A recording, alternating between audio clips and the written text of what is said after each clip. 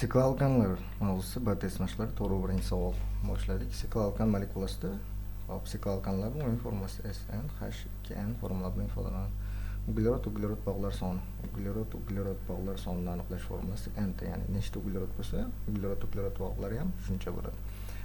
Vodorod bog'lar soni dan 5 ta kam. Vodorod bog'lar soni vodorodlar soniga teng bo'ladi 2. Endi mana shu yerdan alkanning formulasini keltirib chiqaramiz. Xo'p, vodorod bog'lar sonidan uglerod bog'lar soni 5 ta kam bo'lsa, ikkalasini tenglashtirish uchun n+5 tenglamani tuzib olamiz. Shunda noma'lumlar bir tomonga, ma'lumlar bir tomonga n teng bo'ladi 5 ga. Noma'lum siklalkan molekulasida 5 ta uglerod bor ekan, ya'ni bu siklopentan.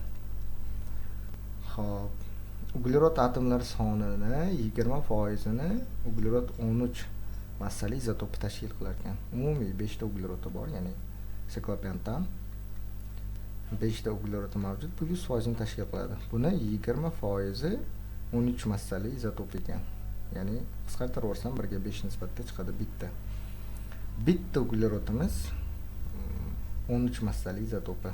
Protonlari 6 ta o'zgarmaydi. Keyingisi vodorod atomlari 20% ni deuteriy tashkil qiladi deyapti. Umumiy vodorodlarimiz 10 tani tashkil qiladi, bu 100%. Buni 20% deuteriydan tashkil topgan ekan. Qancha desam 2 ta chiqadi. Ya'ni 5 ta uglerod bor edi, bittasi 13 massali izotopi, qolgan 4 tasi esa 12 massali izotopi. Xo'p, vodorodlarimiz 10 ta edi, o'shani 2 tasi deuteriy. Shuni deuteriy qilib yozib qo'yamiz. 2 massali izotopi 2 tasi, qolgan 8 tasi esa protiy.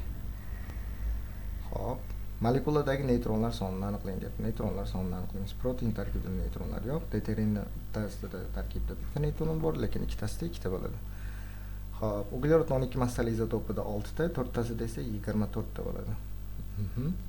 Mana bu yerda esa 7 ta. Jami yig'indisi esa 33 tani tashkil qiladi. Javobimiz esa A javob.